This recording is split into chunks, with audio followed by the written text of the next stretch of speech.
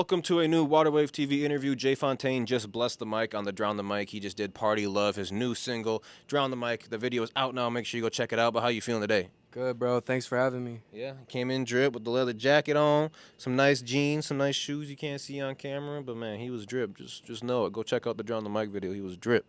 So, Man, you've been stepping up your style, man. Where do you get your inspiration from?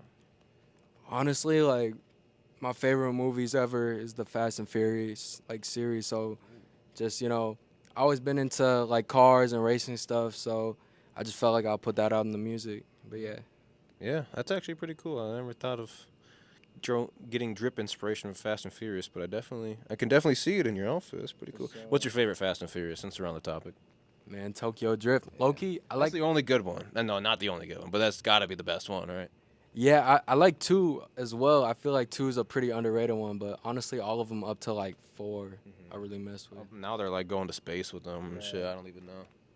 Yeah, but shoot, Fast and Furious. If you want to put me in the next one, I'd love to make a cameo.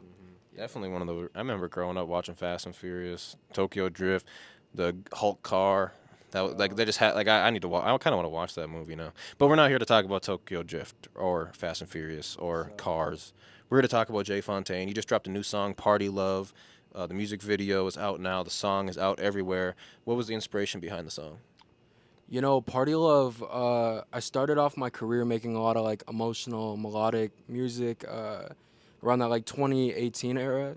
And then I kind of took a side shift and started, dabbling in rap and R&B, and I was pretty sick of that sound until me and my producer had been in the studio maybe 12 hours. We couldn't really come up with anything and went to go get some food, and on the way back we heard this Dior song come on, and we're just like, we might have to take it back to the roots. So we did that. We cut the record start from finish in maybe 2 hours, and it's crazy now because Ian was the inspo for that song, and now opening up for him May 11th at Fine Line. So it's a pretty cool moment. It's the first time I'll be performing Party Love too, so I feel like it's a real full circle type thing. Yeah.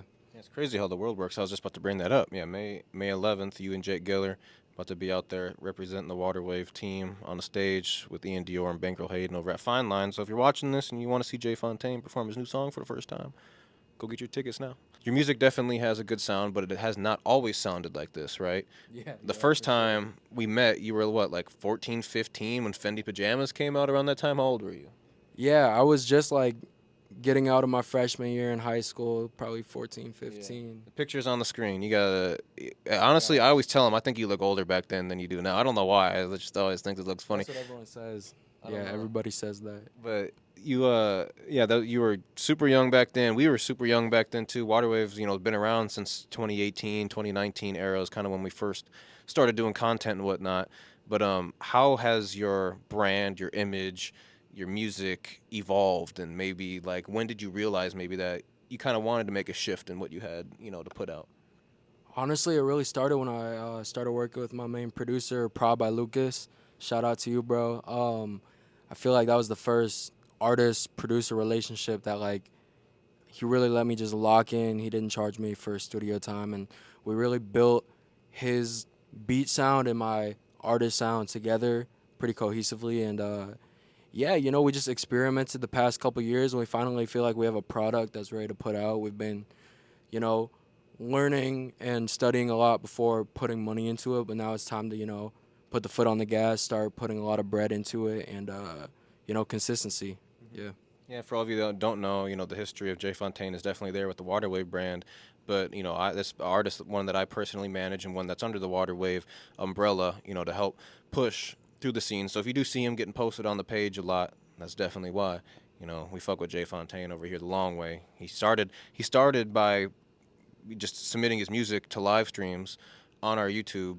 And then before you know it, he was at the house doing an interview, doing a performance video, all that stuff. And here we are today. For sure. One thing I do want to ask about you, how does it feel being a Korean music artist in Minnesota? Seems like the love and the passion for your culture is here. I see a lot of the events you go to. You were just with Ted Park. You were at the Timberwolves game. He sold out a show at like some club and bar, sushi restaurant, whatever it was. It looked lit in there. You guys always seem to support each other. From your perception, how has it been being like a Korean artist in Minnesota? It's cool. It's definitely a different story, I feel like, than most Minnesota artists. There's not that many Koreans here, but growing up in St. Paul, I've always been around my Hmong people and my Korean folks, and I feel like, they've embraced me a lot. And obviously, I got mad love for my Koreans too, whenever I go out to LA or whatever. But yeah, no, the show was crazy. A lot of Hmong people came out to show love. That's some of my first performances too, at Hmong venues. But yeah, no, it's dope. I think it gives me like an interesting twist. It was a struggle at first, but I kind of learned how to maneuver around it and make it something that's like a real interesting part of my story. So yeah. Yeah, and I feel like you've done a good job of branching out and not, trying to stay in one lane. You seem to like everyone of every cultures and every music genres seem to enjoy you. Like Yimmy was just in here and he's like, "Oh yeah, I've been listening to your shit." It's For sure. a completely different style of music than normal. Um, you talked about being working and being around a bunch of other Hmong artists. Who are some of the other names that you fuck with in the city that fall in that genre? Definitely shout out to my boy John at 93 East. My little bro Mono. I know you guys had him on the podcast before. Um, Shoot, I would say Vayong is another artist I really mess with heavy. Channing Zhong. And yeah, there's a bunch of others, but there's so many artists out here, Those are the first that come to mind. Yeah. Just because this went viral, talking with Mono, I gotta ask, where can you get the best pho in the Twin Cities? Gosh, I'm a bad person to ask this question because I don't eat pho that much, but I really like Chang Hang, Cambodian pho. It's super good. University, St. Paul. Yeah. Well, other than party, love being out now everywhere. You can stream it on all platforms. Watch the music video. You can watch the Draw on the Mic video for it on the Waterwave YouTube channel where you're at right now. Is there anything else you want to add for the interview? Just shout out to Ricky and Waterway for pushing me all these years. A lot of new music. There's a lot of different deals I can't talk about right now and different, things going on behind the scenes. But you'll definitely see me this summer. So yeah. Shout out Jay Fontane. This is Ricky from Waterwave. You can shop with us at 1521 Como Avenue Southeast, Minneapolis, Minnesota. It's where we're at right now. It's where the Draw on the Mic was. You can also book your studio time on waterwavetv.com, and you can shop our eBay page, which there is a link to that on waterwavetv.com.